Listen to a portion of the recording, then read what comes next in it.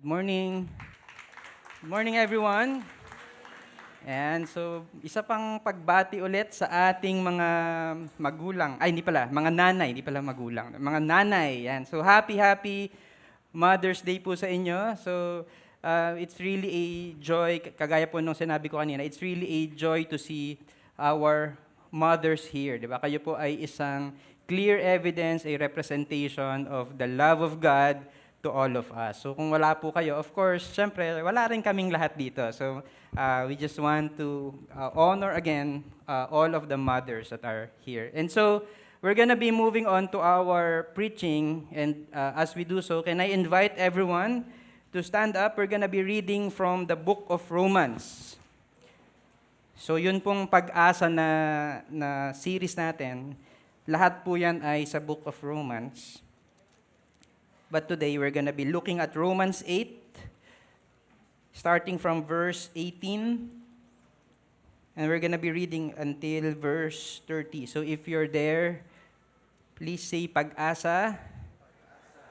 Okay, so if you're there, please read with me. For I consider that the sufferings of this present time are not worth comparing with the glory that is to be revealed to us. For the creation waits with eager longing for the revealing of the sons of God. For the creation was subjected to futility, not willingly, but because of him who subjected it, in hope that the creation itself will be set free from its bondage to corruption and obtain the freedom of the glory of the children of God. For we know that the whole creation has been groaning together in the pains of childbirth until now, and not only the creation, but we ourselves who have the first fruits of the Spirit groan inwardly as we wait eagerly for adoption as sons, the redemption of our bodies. For in this hope we were saved. Now, hope that is seen is not hope, for who hopes for what he sees? But if we hope for what we do not see, we wait for it with patience. Likewise, the Spirit helps us in our weakness, for we do not know what to pray for as we ought. But the Spirit Himself intercedes for us with groanings too deep for words, and He who searches hearts knows what is the mind of the Spirit, because the Spirit intercedes for the saints according to the will of God. And we know that for those who love God, all things work together for good, for those who are called according to His purpose.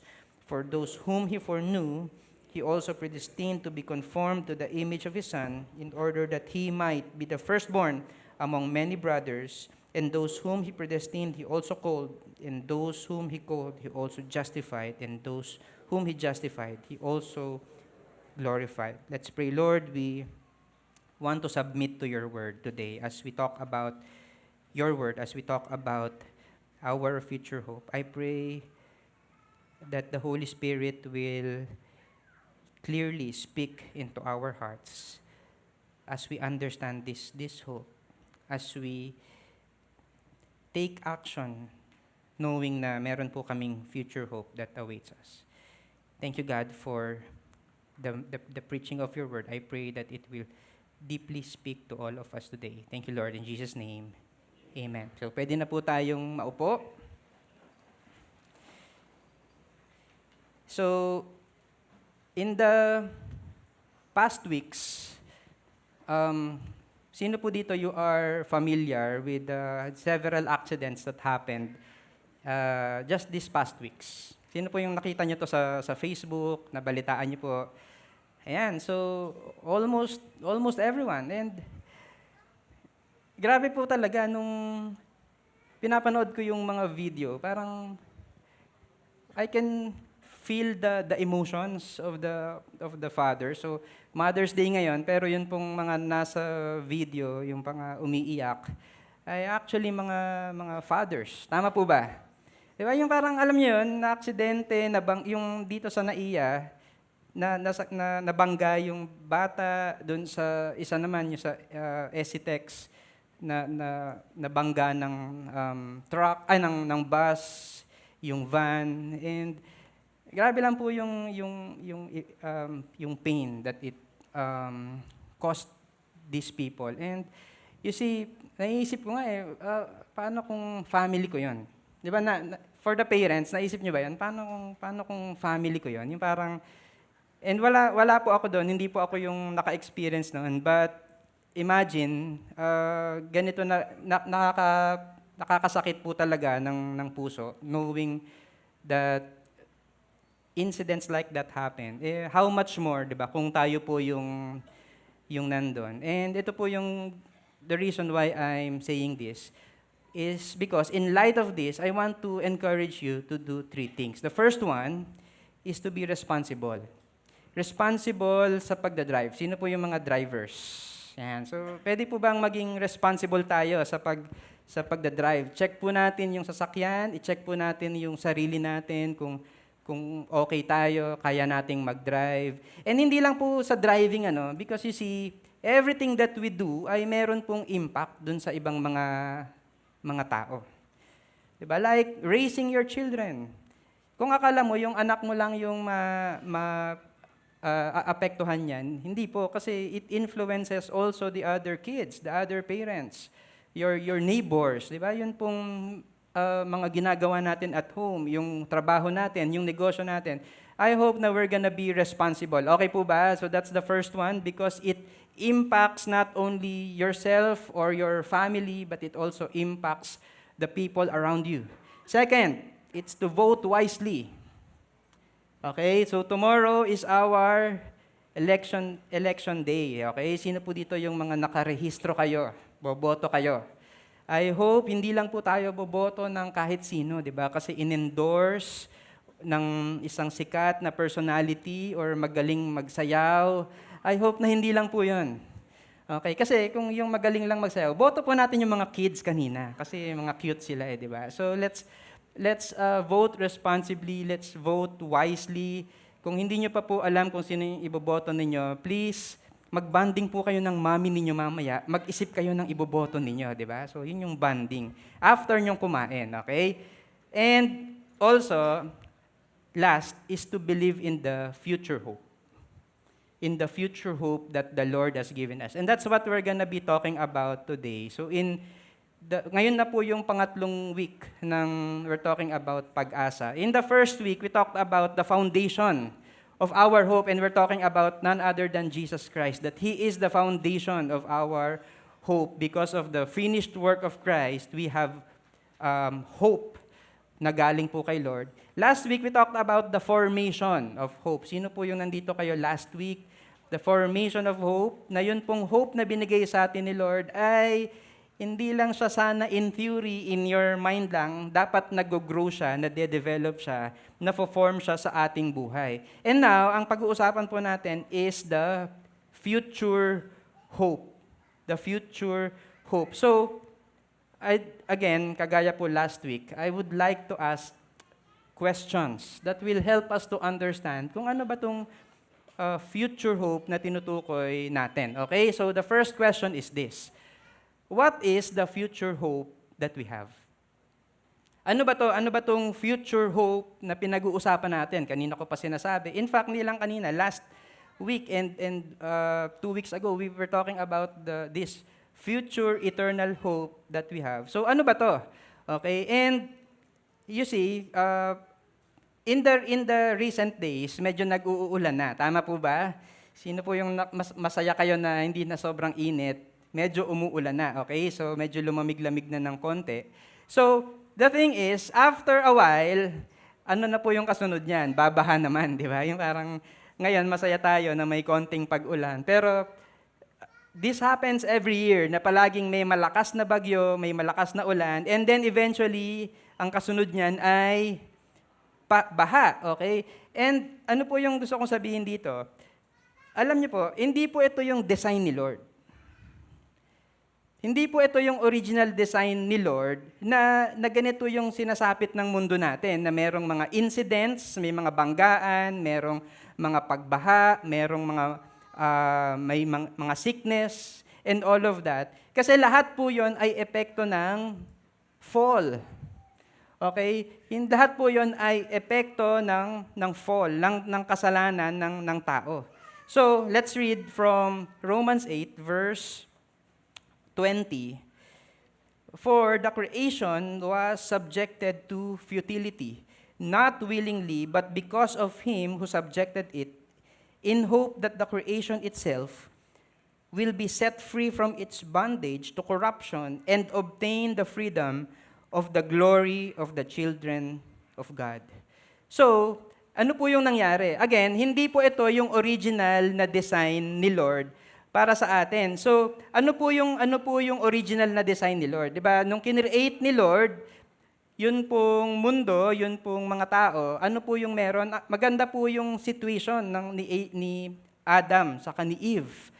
Okay, ni Adam at saka ni Eve. And imagine, doon po sa Garden of Eden, there's really provision for them. Kung ano yung gusto nilang kainin, meron po doon, kumpleto po doon, and there's really provision for them. And imagine, there's no death. Di ba si Adam, ang gagawin niya, pwede niyang lapitan yung lion. Tapos, hindi siya natatakot na baka kagatin siya nung lion.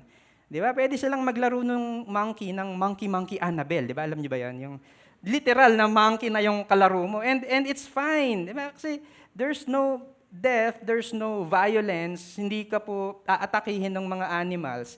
And also, there's access to the Lord. There is this unhindered access to God. And imagine parang sa Garden of Eden, nandyan ka, tapos si God naglalakad lang din dyan. And there's just this access to the Lord. And so, that's the reason why I'm saying na hindi po yung sickness and death and the calamities, hindi po yun ang plano ng Diyos para sa atin. Okay?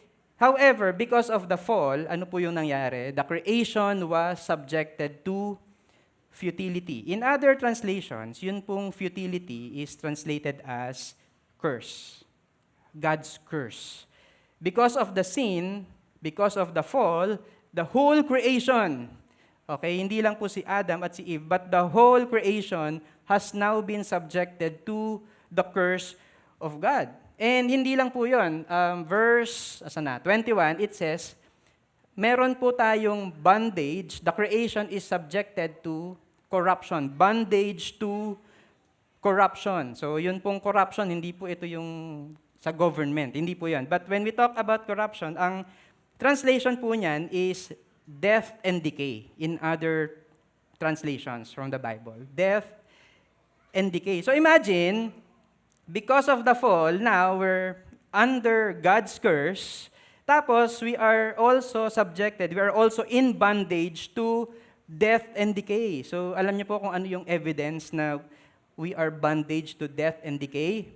Yan, tignan niyo po yung mga bag ninyo. Kung ang laman po niyan, kalahati, mga katingko, white flour, salon pass, di ba? So ako din, yun din yung laman ng bag ko eh. Di ba yung subject to or rather bondage to corruption, to death and decay. And every time na bibili ka ng bagong katingko, sana maalala mo yun, na we are really bondage to corruption, to death and decay. Again, it's not the original design of the Lord. It's not what God intended. But this is the effect of the fall. And so, ito pong 2 months ago pala. 2 months ago, yun pong wife ko, binilhan ko ng, itong orange, yung hawak sa picture. It's called ano nga tawag dyan? Hindi ko rin alam tawag dyan eh. Rotating art knife. Gandang pakinggan, di ba? Rotating art knife. And bakit ko po yan binili? Kasi my wife loves to do arts and crafts.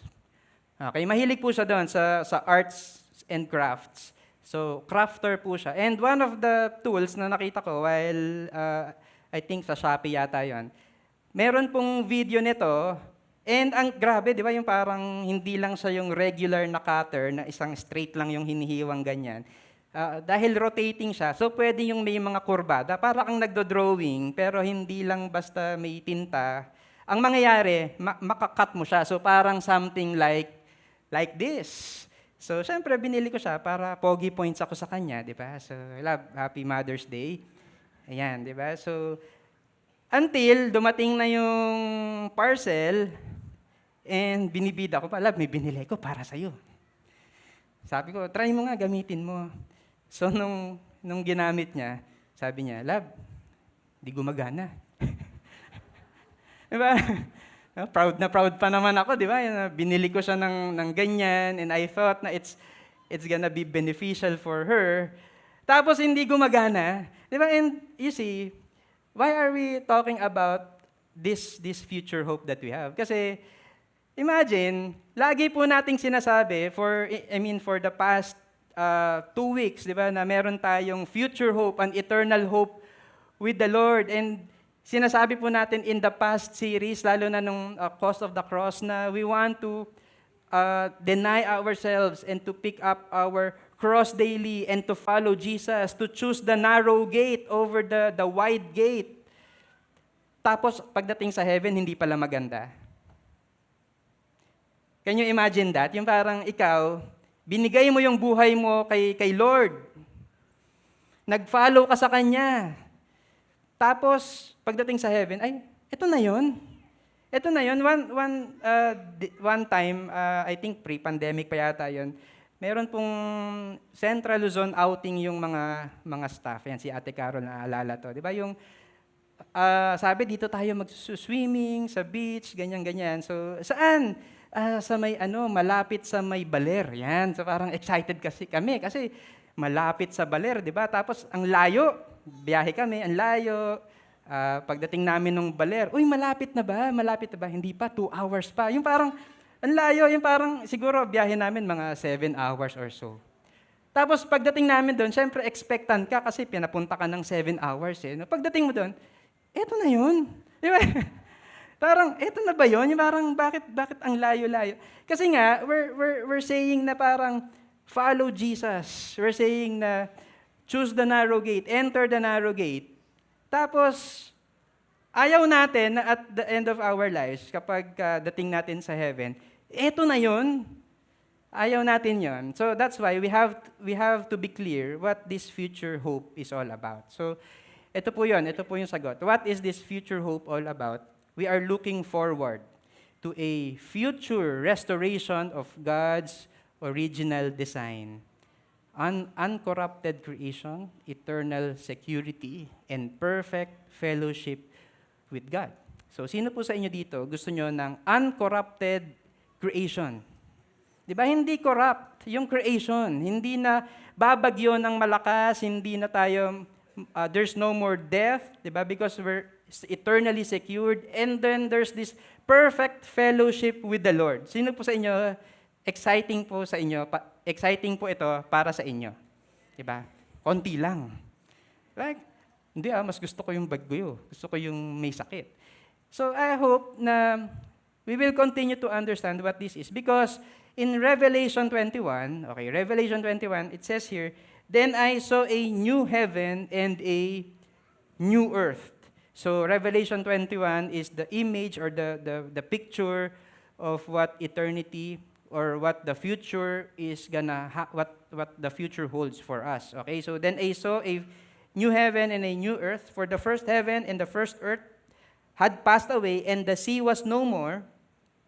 And I saw the holy city, New Jerusalem, coming down out of heaven from God, prepared as a bride, adorned for her husband. And I heard a loud voice from the throne saying, Behold, the dwelling place of God is with man. Ito po yung kinakanta natin kanina. The dwelling place of God is with man. He will dwell with them, and they will be His people, and God Himself will be with them as their God. Imagine, that's a beautiful future right there that we are talking about. And in fact, kapag ka po binasa nyo yung the rest of Revelation 21, so summarize ko na lang po para for the sake of time. Ito po yun. In that place, in that dwelling place, when God is already dwelling with man, there's no mourning, crying, and pain. Sino po sa inyo dito, galing po kayo sa heartbreak? Di ba yung parang galing po kayo sa pag-iyak? In heaven, there's no more mourning, crying, and pain. Gusto niyo po ba yan? O, konti lang. Lord, narinig mo kung sino yung sumagot.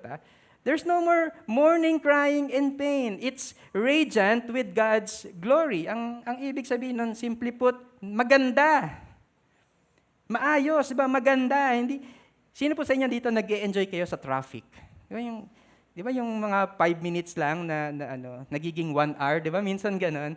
Yung bahay po namin is probably mga 5 to 10 minutes away from SM Marilao. Meron pong several times na minsan inabot ako ng 1 hour just to get from SM hanggang dun sa bahay namin. And grabe, di ba? Pero imagine, it's not like that pagdating po sa future. It's also according to God's design. Kung paano dinesign ni Lord, it's gonna be according to that. It's gonna be built with precious materials. Diba? Ang ganda ng description sa Bible, all the precious stones, the precious materials, yun po yung makikita natin in heaven. And there's no more temple that's needed. Hindi na kailangan ng temple. Bakit? Kasi natapos na yung purpose ng temple. Now, we can freely worship God and approach God because of Jesus Christ. Okay? So, because of Jesus Christ. Remember, nung namatay si Jesus, the curtain has been torn into two. And so now we can have this direct access before God. It's also lit by God's glory. It says in Revelation na hindi na kailangan ng sun because ang ilaw na is the glory of God. So imagine like kung ano yung itsura niyan. And it's also open and welcoming to the nation. So yan, ito po yung itsura niya in the book of Revelation. Also, when we look at 1 Corinthians 15, 42 hanggang 44. Ito naman po yung itsura ng ating katawan. So, yung creation, it's gonna be renewed, kagaya po nung binasa ko kanina, the dwelling place of God is with man. And also, tayo pong mga tao, we're gonna be renewed, di ba? Bibigyan po tayo ni Lord ng glorified body. So, it says in verse 42, so it is with the resurrection of the dead. What is sown is perishable, what is raised is imperishable. So, ikaw, hindi ka na perishable, imperishable ka na. Hindi na kailangan ng katingko. Okay, yan. So, yung mga nakikinig kanina. Hindi na kailangan nun. Hindi na kailangan ng mga medicines and all that because imperishable na. Okay? It is sown in dishonor, it is raised in glory, it is sown in weakness, it is raised in power. Imagine, there's no longer dishonor. Kasi ano yung meron sa atin? Glory. Glory that Jesus Christ shares with us. It's not also sown it's sown in weakness, pero it's gonna be raised in power. Okay? So, hindi na kilikili power, but it's now gonna be raised in power. It is sown a natural body, pero kapag na-raise siya, it's gonna be a spiritual body. If there is a natural body, there is also a spiritual body. And this is the picture. I mean, pag binasa niyo po yung Bible, you're gonna see more of the description of what the future looks like for us, believers. And you see, yun pong words ko will fail to explain how beautiful it is, how good it is. Because ako, hindi ko pa rin naman nararating yon, di ba? So, but what we have right now is the description of what the future looks like based on the Word of God. So, nagigets po ba? So, imagine a very beautiful place together with the Lord, na there's no more limitation or hindrance pagdating po sa access natin kay God. What we have is a direct access to the Lord. And now, as we go back to Romans 8, says here in verse 22, for we know that the whole creation has been groaning. Everybody say groaning. Groaning together in the pains of childbirth until now. And not only the creation, but we ourselves who have the first fruits of the Spirit groan inwardly as we wait eagerly for adoption as sons, the redemption of our body. So ano po yung sinasabi dito sa verse? Yung creation daw ay nag-groan because of the pains of childbirth. Okay, so mga mommies, I salute you. Kasi imagine, yung pain and imagine yung pregnancy, 9 months of pregnancy, and then the labor, and then the delivery. Di ba lahat po yun ay painful, lahat po yun ay mahirap. Pero yun pong the pains of childbirth ay kinompare ni Paul dun po sa paparating na future hope. Kasi sa ngayon, mahirap, tama po ba? Mahirap, we're facing all of these troubles and the effects of sin, the effect of the fall. So, mahirap, nag-groan sa Tagalog, dumaraing. Pero imagine, kapag tapos na po yung panganganak, ano na yung nararamdaman ninyo? There's this joy. Tama po ba? Sino po dito yung masayang-masaya kayo nung lumabas na yung baby ninyo, nung the first time na nakita niyo yung baby ninyo? Taas niyo nga yung kamay ninyo. Di ba? Imagine, kahit ako, hindi ako nanganak, di ba? Pero nung tinawag po ako nung doktor to see my son, grabe, ang saya-saya po talaga. Di ba? Yung gusto mong mag-tumbling, di ba? Kaso na-realize ko, hindi pala ako marunong mag-tumbling, di ba? Pero that's the point, yung masaya ka talaga, di ba? And that's the same thing, na ngayon, there's difficulty, there's sufferings, and we're experiencing the effects of the fall, but teka lang, chill ka lang, because the future is coming. The future is coming, and it's a very, very, very beautiful future together with our Lord Jesus Christ. Gusto niyo po ba yan? Yan. Siyempre, masaya yun kung kasama ka. Tignan mo yung katabi mo, kung mukhang kasama. Di ba? So, yan. Mukha naman, di ba? Tama po ba? Pag tinignan mo yung katabi mo, mukha namang kasama siya, di ba? And of course, it starts as we recognize Jesus Christ as our Lord and Savior.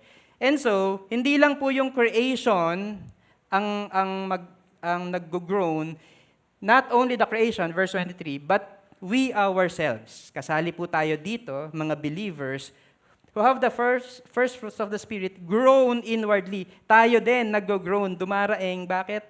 Kasi alam na natin kung ano yung meron sa future, and yet hindi pa natin na-experience. Diba? Alam mo kung gaano kaganda yung sa future, kaso lang, hindi pa natin na-experience. So ano yung ginagawa natin? Nag-groan inwardly as we wait eagerly. That's what we are doing right now. We're waiting eagerly for adoption as sons, the redemption of our bodies. So, what is this future hope all about? We're talking about a future that na-restore na po yung relationship natin kay Lord, yung pong na-restore yung creation. Now, what do we have? We have an uncorrupted creation, we have eternal security, and we have perfect fellowship with God. So, malinaw po ba? Ayan. So, konti lang, di ba? Parang hindi kayo excited pag dating sa creation. Sino po dito, mas gusto nyo na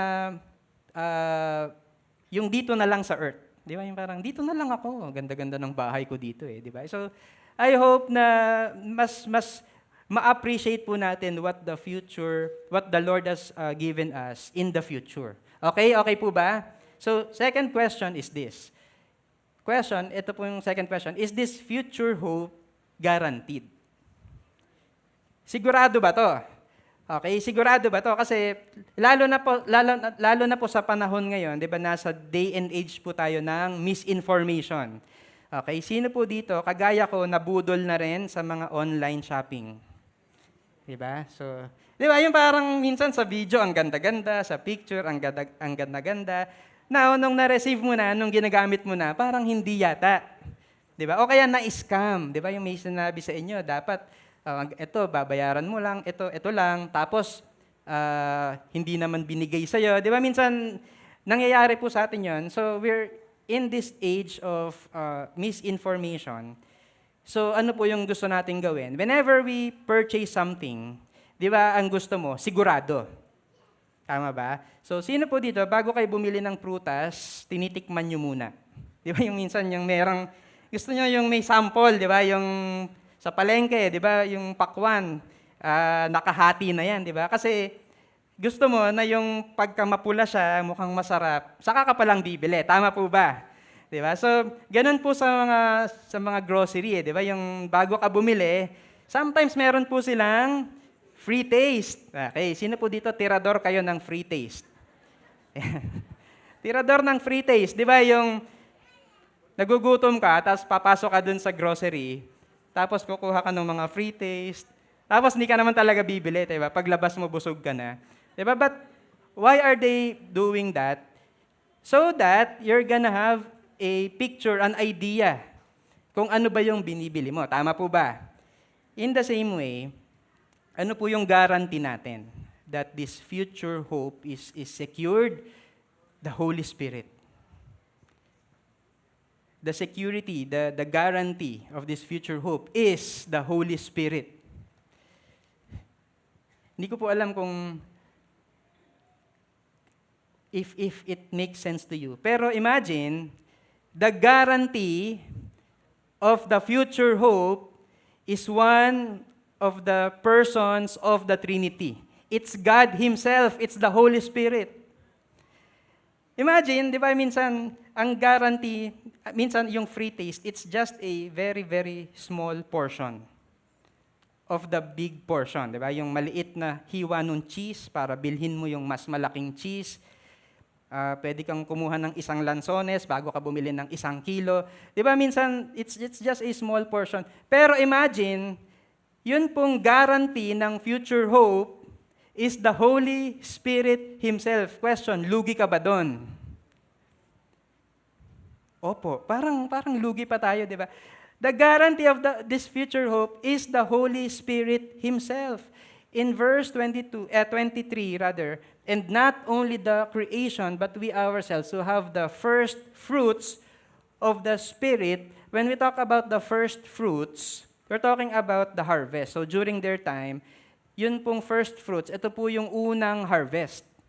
So kapag ka namunga yung tinanim nila, ibig sabihin, there is an assurance na tutubo pa ulit yung mga puno na yon. Nagigets po ba? The first fruits in other translation is the down payment. It's the foretaste. It's the assurance of the promise that has been given to us. Imagine, ang guarantee, ang assurance, ang foretaste is the Holy Spirit Himself. And in verse 15, ito po yung promise ni Lord, or ito po yung sabi ni Lord, for you did not receive the spirit of slavery to fall back into fear, but you have received the what? The spirit of adoption as sons. So, ano po yung na-receive natin? It's the Holy Spirit by whom we cry, Abba, Father. And so, because we have received the spirit of adoption now, si Lord na po yung ating tatay. Nagigets po ba? Si Lord na po yung tatay natin. And now, what do? We can cry, Abba, Father. The Spirit Himself bears witness with our spirit that we are children of God. So, maybe logic-wise, baka hindi po natin masyadong naiintindihan. Kasi paano ba yun, di ba? Paano ba yun? But the Spirit Himself bears witness with our spirit. The Spirit Himself tells us, assures us that we are the children of God. And so, in verse 17, if children, then heirs of God. Now, we are also heirs of God. Tagapagmana ka. Diba? Tingnan mo yung katabi mo kung mukhang tagapagmana. Diba? So, hindi lang ng lupa, hindi lang ng mga jewelries and all this stuff. Ano po yung mamanahin natin? Si God Himself. And fellow heirs with Christ, provided we suffer with Him in order that we may also be glorified with Him. And so what do we inherit? It's the presence of God, it's the promises of God, and it's eternal relationship with Him through Jesus Christ. Imagine, that's the guarantee, that's the assurance that we have. Ngayon, ang tawag po sa kingdom ni Lord is the already but not yet kingdom. Tama po ba? Narinig niyo na ba yan? Diba parang ang labo, di ba? Already, pero not yet. Kasi ibig sabihin, we are already promised with these things, pero sa totoo lang, hindi pa talaga natin fully na-experience. Tama po ba? That's why we are groaning. Kasi nga, we're looking at the future na lahat ng ito ay totoo na at nakikita na natin. Pero ngayon, ay naghihintay pa tayo. So it's the already but not yet kingdom. Pero binigyan tayo ni Lord ng guarantee, ng assurance, and that is the Holy Spirit. I like how Bishop Manny described this in one of our staff meetings. Sabi niya, kung meron daw multiverse, alam niyo yan, multiverse, usong-uso yan ngayon because of Marvel, there's also such thing as a future verse, di ba? Just to get the idea. Now, we can already live in the future as we abide by the Holy Spirit because of the Holy Spirit that is living in us. Wala pa tayo doon, pero you can already live like we're already there. Ibig sabihin, yung presence ni God is already made available to us. Bakit hindi tayo mag-pray lagi? Ginawa na ngang available sa atin. Diba? We can move in generosity, we can move in service, we can move in forgiveness, and all the things that the Lord wants us to do. Bakit? Because of the Holy Spirit that is given to us when we receive Jesus Christ as our Lord and Savior. So that's what we have. The Holy Spirit is the guarantee. And now, verse 26 says, likewise, the Spirit helps us in our weakness. Sino po sa inyo dito meron po kayong weakness? Yan. So, yung mga hindi po nagtaas, kayo na po yung mag-preach kasi mukhang wala kayong weakness. Particularly, yung tinutukoy po ditong weakness is not knowing what to pray for. Okay? Likewise, the Spirit helps us in our weakness, for we do not know what to pray for as we ought. But the Spirit Himself intercedes for us with groanings too deep for words. And He who searches hearts knows what is the mind of the Spirit, because the Spirit intercedes for the saints according to the will of God. And ito po yung isa sa mga weakness natin, that we do not know what to pray for. Di ba, minsan dami-dami nating pinagpipray. Sino po sa inyo dito nagpipray kayo? Ayan, di ba? Nagpipray. And sometimes we don't know really what to pray for. Parang random na lang, di ba? Kahit ano na lang yung ipag-pray natin. And you see, okay lang naman kasi we're limited in our knowledge. Hindi naman talaga natin alam everything, hindi natin alam kung ano yung nasa future, and all that. Pero ito po yung maganda. Meron po tayong weakness, hindi po tayo perfect in pagdating sa prayer, but the Spirit Himself intercedes for us. Meron pong nagpe-pray para sa atin, and that is the Holy Spirit. And ito po yung maganda dyan, pag pinag-pray tayo ng Holy Spirit, and He who searches hearts, the Holy Spirit knows our hearts. Wala po tayong pwedeng itago kay Lord sa Holy Spirit. Alam po ng Holy Spirit kung natatakot tayo, kung nagyayabang lang tayo, kung kinakabahan tayo. Alam po ng Holy Spirit yon. And He who searches hearts knows what is the mind of the Spirit, because the Spirit intercedes for the saints according to the will of God. And the best thing about the Holy Spirit praying for us, interceding for us, is He knows the will of the Father. So now, kapag ka nagpe-pray yung Holy Spirit, pinagpe-pray niya, kinoconnect niya yung ano talaga yung laman ng hearts natin and the will of God. And how many of you will agree with me that the will of God is good, pleasing, and perfect? Diba? It's good, pleasing, and perfect. Sino po sa inyo dito, nagpe-pray po kayo ng will ni Lord na mangyari sa buhay ninyo? Kasi kung if we're not praying for the will of God to happen in our lives, maybe ang thinking natin is that yung will natin mas maganda dun sa will ni God. Tama po ba? Pero kung ang thinking natin, kung ang alam natin na yung will ni God ay mas maganda, good, pleasing, and perfect, mas maganda siya kaysa dun sa will natin para sa sarili natin, then we're gonna be praying for the will of God. Tama po ba? Nagigets po ba? So, buti na lang, the Holy Spirit who knows the will of God prays for us. And that's just one of the many things kung paano tayo tinutulungan ng Holy Spirit, because the Holy Spirit is our helper. He helps us in our weaknesses. He is our helper, our advocate, and pinagpe-pray po niya tayo. Imagine. And ano po yung resulta niyan? And we know that for those who love God, all things work together for good. For those who are called according to His purpose. Why? Because His will is good, pleasing, and perfect. So imagine, the guarantee of that future hope is the Holy Spirit Himself who helps us in our weaknesses. And imagine, marami po akong mga nakausap na lugmok na talaga yung buhay, parang wala na talagang pag-asa. But because of the power of God, they are here with us, serving with us right now.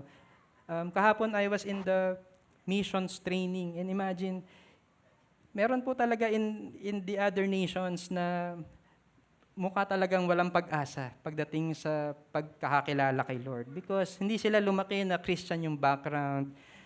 Iba po yung background nila. And yet, these are people who are now serving as missionaries, as pastors. So, there's this work of God that is happening, and I hope na we're gonna be excited na yung Holy Spirit po mismo ang guarantee of the future that is about to happen. That is the future na binigay po sa atin ni Lord. And next question is this. So, why is this future hope given to us? Bakit binigay sa atin itong future hope na to? Kasi syempre, kapag merong sino po dito yung minsan tinatawagan kayo ng mga bangko, tapos aalokin kayo ng maraming mga products. Diba? Meron po bang ganon? Alam niyo ba yon? Or ako lang yung tinatawagan? Hindi, joke lang. Hindi. Minsan po may mga tatawag sa akin, di ba? Tapos bangko, tapos kung ano-ano yung mga i-offer. Bakit? Bakit ka inaalok? Kasi meron silang makukuha mula sa'yo. Tama po ba? Yan. And those are marketing strategies. So, ang question, ito, bakit ino-offer sa'yo ni Lord or binibigay sa'yo ni Lord itong future hope na to? Bakit? Kasi kailangan po ng pogi sa kingdom ni God. Parang ganun ba yon? So, tignan mo nga kung qualified yung katabi mo sa kingdom ni Lord kung pogi lang yung qualification. Pero hindi. It's not about your qualification. It's not about our qualification. Bakit ino-offer sa atin to? Bakit binibigay sa atin tong future hope na to? Because God's love makes us inseparable from Him. Last year, alala ko, we had this couples retreat, di ba? Couples Getaway. Ang title ay Inseparable. And we were talking about the husband and the wife being inseparable. Kaya nga po at the same week, nagka-dengue ako, kung naalala niyo yun. That's the same week na na-hospital po ako. We were supposed to be there, tapos dahil na-hospital ako, tapos ang nangyari po nun, sinamahan ako ng asawa ko sa hospital. Umimbento po siya ng sakit para lang inseparable kami, di ba? Then nagkasakit po siya, hypokalemia. And imagine, hindi lang po yung husband and wife yung gusto nating inseparable. God's love makes us inseparable from Him more than the husband and the wife. It's God's love that makes us inseparable from Him. And Romans 8:31, what then shall we say to these things? If God is for us, who can be against us? He who did not spare His own Son, but gave Him up for us all, how will He not also with Him graciously give us all things? Who shall bring any charge against God's elect? It is God who justifies. Who is to condemn? Christ Jesus is the one who died. More than that, who was raised, who is at the right hand of God, who indeed is interceding for us. Who shall separate us from the love of Christ? Shall tribulation or distress or persecution or famine or nakedness or danger or sword? When I was reading this, alam niyo po kung ano yung napansin ko? These are rhetorical questions. Alam niyo yung rhetorical questions? 'Di ba? Yung rhetorical questions, yung parang tanong pero actually hindi ka naman talaga nagtatanong. Alam mo na yung sagot, 'di ba? Kunwari, maganda si Mami, maganda nga ba? 'Di ba? Hindi, iba 'yon eh. Parang pang-insultong tanong 'yun eh, 'di ba? Rhetorical question, yung ibig sabihin yung alam mo na yung sagot or hindi mo naman talaga gustong tanungin pero ine-express mo siya by asking questions. Okay, nagigets po ba? So these are all rhetorical questions. If God is for us, who can be against us? Tinatanong pa ba yan? Alam na natin yung sagot. Ang sagot is, then no one. Okay? Will He not graciously give us all things if He did not spare Jesus? Kung binigay nga niya si Jesus, hindi ba niya kayang ibigay everything else? So ano yung sagot? Yes, kayang-kaya niyang ibigay lahat. Who shall bring any charge against God's elect? Who's gonna accuse you? Wala. Bakit? Si God yung nag-justify sa'yo. Si God yung nag-justify sa atin. Who is to condemn? Sino yung magko-condemn sa'yo? Wala. Bakit? Ginustify na nga tayo ni Lord eh. Okay? Who shall separate us from the love of God? Di wala din. Di ba? Sabi nga dun sa verse na binasa natin kanina, is it tribulation? Yung mga pagsubok ba sa buhay, yung distress, yung persecution, yung famine, di ba? Pag wala ka ng makain, yung nakedness ba, yung danger ba, yung sword, yun ba yung makakapaghiwalay sa atin sa pagmamahal ni Lord? And of course, the answer is, no. No, these are rhetorical questions. Bakit? Kasi alam na natin yung sagot dito. Alam na natin yung sagot, and that is because of the future hope na meron po tayo. Alam na natin yung mga sagot dito. Now, what Paul was saying is, sigurado na to. Sigurado na yan, di ba? So, as it is written in the next verse, for your sake we are being killed all day long. We are regarded as sheep to be slaughtered. That's the picture of someone who is facing sword or danger or famine and nakedness and tribulations. Parang sheep na papatayin. And you see, it's like us ngayong season na to, while we are still eagerly waiting dun sa future na meron tayo, we are like sheep to be slaughtered. Kasi we're facing all of these calamities and sickness and death and all that. Pero verse 37 says, no. Sino bang meron bang makakapaghiwalay? Mahihiwalay ka ba ng tribulation, ng nakedness, ng sword, ng danger? No. In verse 37, in all these things, we are more than conquerors. Those of us who are experiencing pain and tribulations and calamities and sickness, the Bible tells us na we are more than conquerors. Conquerors through Him who loved us. For I am sure that neither death nor life, and this is what Ate Tin was saying kanina, nor angels, nor rulers, nor things present, nor things to come, nor powers, nor height, nor depth, nor anything else in all creation will be able to separate us from the love of God in Christ Jesus our Lord. Masaya po ba kayo that nothing can separate us from the love of God? And that is why we have an assurance of this future hope that we have. So, last question as I call our keyboardist. If assured naman pala yung future hope natin, how do we respond to this future hope?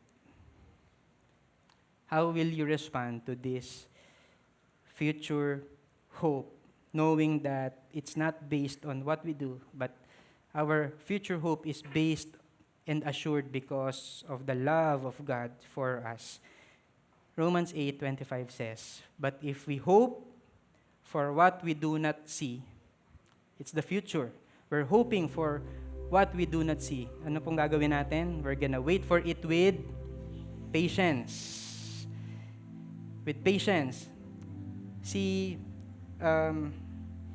Charles Ellicott, this is how he explained the word patience. Yung patience in the original language, Greek, it's hypomone. Hypomone. Sabi niya, hypomone or patience is the brave patience with which the Christian contends against the various hindrances, persecutions, and temptations that befall him in his conflict with the inward and outward world. It's the brave patience. In other translations, it's perseverance. Because you see, we're waiting for that future hope. Pero while we're waiting for that future hope, what do we have? Hindrances, persecutions, temptations. We have sickness. Just in the past couple of weeks, meron pong mga family members ng church natin na namatay. Probably you went there. Meron po tayong mga memorial service. Meron po tayong mga pinuntahan sa ospital. It's a reminder for us na yun pong buhay natin. It's not yet perfect here. Tama po ba? We're facing tribulations, trials, and all of that. Pero while we are still here, while we are still waiting for that future hope, dahil sigurado naman pala yung future hope natin, anong gagawin natin? We're gonna wait for it with patience. Kapag ka nakapila ka, let's say sa McDonald's, sure naman na makaka-order ka, di ba? Mahaba lang yung pila. Tama po ba? Kaya ka pumipila, kaya ka nagtsatsaga sa pila, kasi sigurado naman makaka-order ka. Ngayon, bakit tayo naghihintay ng may patience? Kasi sigurado yung future hope, kasi kung sasabihin sa'yo nung kahera sa McDonald's, sabihin niya sa'yo, actually, wala na pong tinitinda, sarado na po. Pipila ka pa ba? Di ba hindi na? Pero bakit tayo naghihintay dito? With patience, with all the perseverance, amidst the sufferings and the tribulations. Kasi sigurado yung hinihintay natin na future hope. And ito po yung response natin. Ano po yung response natin? Fight the good fight of the faith. The certainty of our eternal future hope in Christ should fuel us to fight the good fight of the faith. Mga mommies, nasan po yung mga mommies? Minsan po ba nakakapagod na mag-alaga ng anak? Minsan po ba nakakapagod na mag-disciple ng anak? And all the mommies say, Amen! If you're a parent, di ba nakakapagod? But because of the eternal, the security, the certainty of the eternal future hope in Christ, mga parents, mga mommies and daddies, don't give up. Don't give up in discipling your children. Don't give up in bringing them to Jesus. Bakit? Sigurado yun eh. Kapag nilid natin sila, binibigyan din natin sila ng assurance papunta sa Diyos. Tama po ba? If you are a victory group leader, taas po yung kamay, victory group leader, minsan napapagod ka ng mag-disciple, tama po ba? Ini-Indian ka, nagwa one-to-one kayo, hindi ka sisiputin, minsan iniisip mo, tama na, wag na lang ituloy. Nagmi-ministry, mga part ng ating serving team, di ba minsan iniisip mo, may nangyayari ba dito sa ministry na ginagawa ko? Ano po yung sagot? Don't give up. Tuloy lang yung pagdi-disciple. Bakit? Nililid natin yung mga tao papunta kay Christ who gives us an eternal, secure, certain assurance. And last week, we were talking about our hope that will never put us to shame. That's the hope that we have. Tomorrow, we're gonna be voting and sometimes iniisip natin, ilang taon na akong bumoboto, parang wala namang nangyayari. Anong gagawin natin? We will not give up. We will continue to fight the good fight of the faith. We're gonna select good leaders, faithful leaders. Pero hindi lang yun. we're gonna make disciples. Bakit? Baka yung dinidisciple mo, baka siya na yung susunod na tatakbo. Don't give up. Don't give up simply because we have an eternal future that is secured in Christ. Ano po yung gagawin natin? Fight the good fight of the faith. And the Bible says that the hope that we have in God will never put us to shame. That's why we're gonna fight the good fight of the faith. Okay po ba yun? Can I invite everyone to stand up?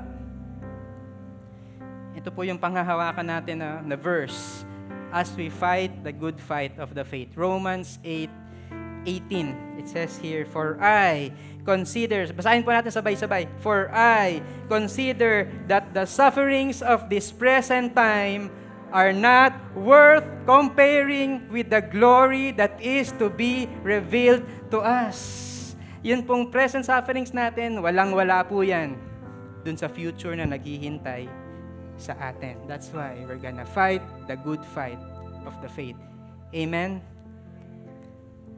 Lord, we just wanna bring you all the glory and the praise, Lord. We are here, maybe doubtful kami of what the future holds. Pero Lord, ang prayer namin is that it's gonna be clear to us what the future holds for us. Kasi ikaw, Lord, naman yung nanigurado na. Thank you, God, for the gift of the Holy Spirit, for giving us the guarantee of the future hope that we have.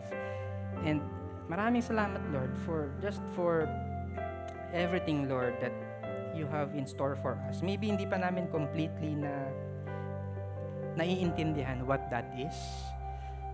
But I pray that as we get nearer and closer to you, we'll continue to be amazed and thankful and grateful for that future hope that you have given us. And church, tingin muna kayo dito. Before, I would like to pray for one more group of people. If you are a person na parang you are already losing hope for the present time. Ayaw mo nang bumoto, ayaw mo nang mag-aral, ayaw mo nang magtrabaho. Pero you're saying na, tuloy lang, fight the good fight of the faith. Kasi sigurado pala yung eternal hope, yung future hope na binigay sa atin ni Lord. Can you please raise your hands? I would like to pray for you. Lord, you see all the hands that are raised. We have been through a lot of situations, whether that's personal, whether that's here on earth, whether it's here in the Philippines, parang wala nang pag-asa. Parang gusto na lang naming sumuko. Parang gusto na lang naming tanggapin kung ano yung status ko. But Lord, here we are raising our hands because we believe in that future hope na galing sa'yo. And because of that, Lord, I'm praying that you will empower all of us to fight the good fight of the faith, not giving up in raising godly children, in doing what is good and holy and honorable before you. I just pray, God, na we will continue to hold on to you until that time na tawagin mo na kami into that future hope that awaits us. Thank you, God, for your goodness and your love for us. We honor you in Jesus' name. Amen.